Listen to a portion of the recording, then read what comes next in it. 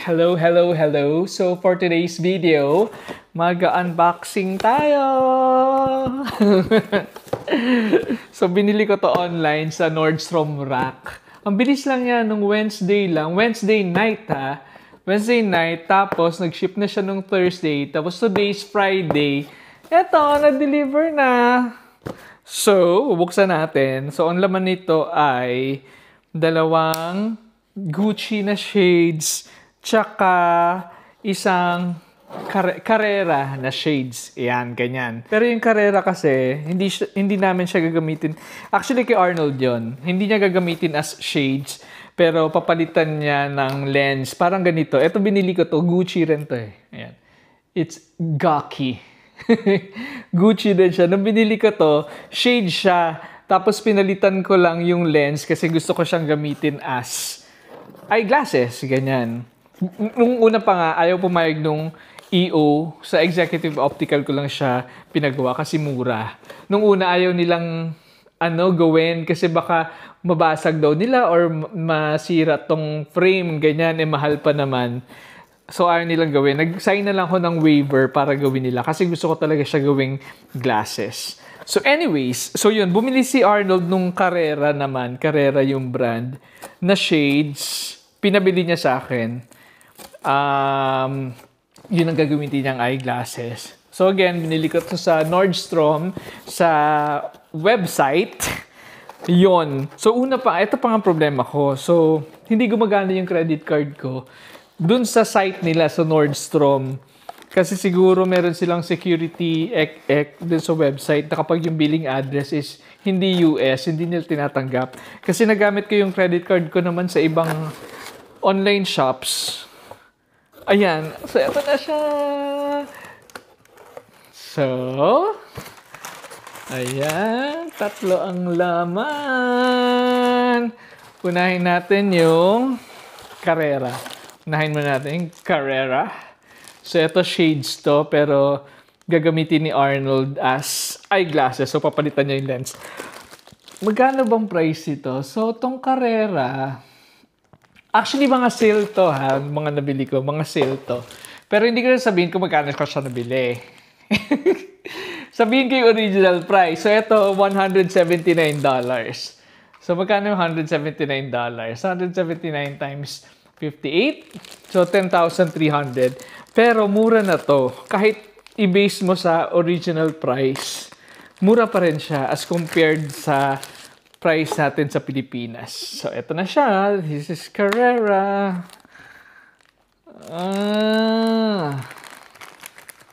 Parang maliit siya para gawing eyeglasses. Ay, hindi naman siya oversized. So, sakto lang.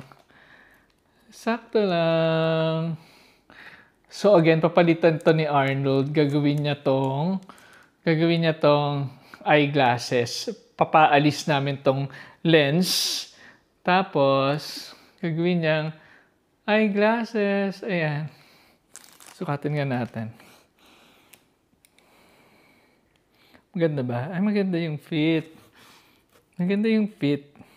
Kasi concerned si Arnold sa dun sa bridge. So, meron siyang Gucci shades. Kaya kami actually bumili ng shades na Gucci kasi binenta niya yung sa kanya. Kasi yung bridge ng shades niya, 14 millimeters lang.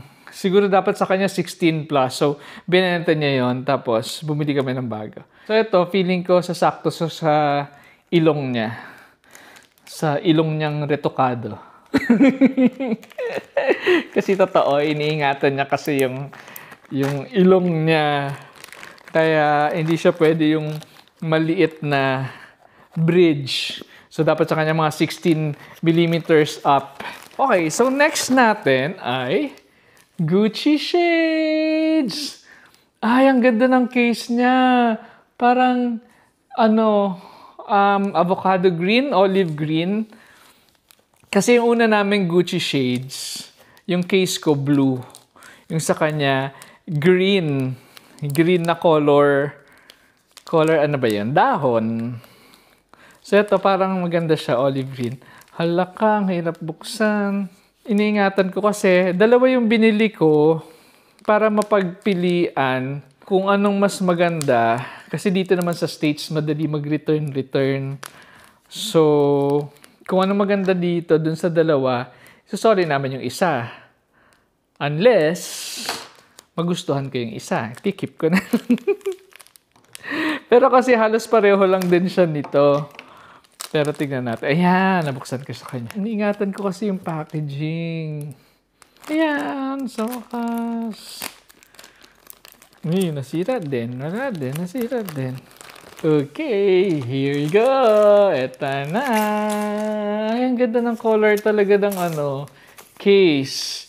Oh, parang avocado green. Nice. Ganda. Kasi iba-iba color nito. May red, may blue, may green, yung moss green, tapos avocado green, may yellow. Parang random yata nila binibigay yung case. Tingnan natin. Ta-da-da-da! So, ito ay... Magkano bili ko dito? So, ang original price ito is $435. $435 times 58. So, 25,000. 25,000 pesos. Pero, mura na rin yun kasi yung mga Gucci shades sa Pilipinas, parang nag-check din ako, parang walang bababa sa 30,000. Ayan. So, ito na yan. Wow! So, yung niya, frame niya, Havana. Ayan. Kita niya? Havana. Havana yung tawag. Para siyang turquoise. Pero, turquoise siya Havana. Actually, halos pareho lang. Yung turquoise, mas detailed lang yung pagka-brown nung yung mga batik-batik niya, mas detailed sa turquoise. Pero pag Havana, talagang halos dark lang din siya. Pag tinitigan mo lang ng malapitan, shit, ang ganda. Ayan. So, ito yung isang oversize. Actually, ayaw to ni Arnold, pero binili ko nga kasi parang feeling ko mas maganda siya. Ito yung oversize. Try natin. Nice! Sino ka dyan? Ang ganda! Feeling ko, kakasya to sa kanya. Actually, kaya niya ayaw to kasi yung logo sa side, ganyan lang. Gusto niya yung may sulat na yung may sulat na Gucci, ganyan. Pero ito maganda rin eh. Oh, look. Yan. So, ito yung isang shades, $435 US. But again, nabili ko lang siya ng sale. But secret na yung sale price. Ganyan. Okay, so open natin yung isa. Balik muna natin dito. Tapos, open natin yung isa. Okay, so ito yung isa. Ayan. Yung color ng case niya ay parang dark red, maroon, or whatever. Check natin. Ayan na naman. Pahirapan na naman sa pag-open. Ay, alam mo, nabutas ko yung plastic. Nakakainis. Ayan. Tadan, tadan. Ayan, maganda yung case. Ayan. This is the other Gucci shades. Wow, ang ganda ng color ng case niya. Red. Wala pa kaming ganito. Open natin. Tadan, tadan. Ang dami naman plastic. Ayan, madali lang pala buksan. So, this is the other. Ano rin to? $435. Yun. So, about 25,000 pesos. Mas maliit to. Ito, yung kanina oversized eh. Ito mas maliit. Pero ito yung mas gusto niya. Ay, maganda rin. Ito, Havana rin yung ano niya. Oh. Yung frame niya. Havana rin. Tapos, ang maganda dito is yung sa side niya. Ayan. Nakasulat Gucci. Ganito yung gusto niya. Tsaka may color. Oh. Gucci, ganyan. Sukatin natin. Ay, maganda rin. Maganda rin. Kasi pag kinumpare mo dito, Ito nga kasi yung oversize. Pero feeling ko, mas magugustuhan niya to kesa dito. Ito yung oversize Mas malaki siya. Ayan. Pero feeling ko mas magugustuhan niya to. So parang gusto ko to. Ito yung isa. Feeling ko mas sa ilong, mas komportable sa kanya tong isa. Tawagan na lang natin siya.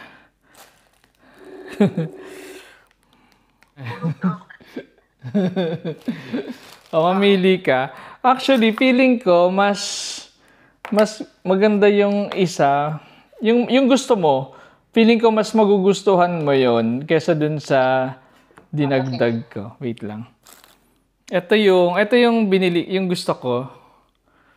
Yung ayaw mo yung logo sa side. Ito yung oversize, Okay naman. Tapos, ito yung gusto mo. Ayan. Sukat mo. Pero mas maliit siya compare dun sa una mo. Mas maliit to. Kasi ano lang, 54 yung lens size nito. Yung una mo, 60. Ito, ganun din, 54 yung dito. Pero mas malaki yung height. Pero gusto ko to. Parang gusto ko to. Kaso parang pareho lang dun sa Balenciaga ko, Pero black yung Balenciaga ko. Hindi, uwi ko na lang pareho. Para mapagpilian mo yung dalawa. Kung anong ayaw mo, edi sa akin na lang. Ito maganda rin Paano mo ibabalik yung isa? I-return, babalik sa store or papapick up. Pero habang nandito ako, hindi pwedeng pagka-uwi sa Pilipinas. So ngayon ako magde-decide kung iuwi ko ba siya sa Pilipinas or i-return ko siya. Ay, yung Carrera. Ito yung Carrera. Yung size nito, kapareho lang din nung yung isang Gucci. Maganda. Tapos, malaki to sa ilong. Magugustuhan mo to kasi malaki dito. Ayan, hindi siya tumatama sa bridge ko. Yes. Parang may bridge ako. Wala naman akong bridge. Kasi ito tumatama dun sa buto ko sa bridge. Ayan, Ito rin. Ito actually mas maliit to. Ito yung swak talaga. Nasa side. Ayun. So, yun lang. That's just about it for our unboxing. Itong uwi ko. Uwi ko na lang pareho para pagpilian niya. Tapos benta na lang namin yung isa kung ano yung hindi niya gusto. Ganyan. Ayun lang. That's just about it for this vlog. Thanks for watching. Bye-bye!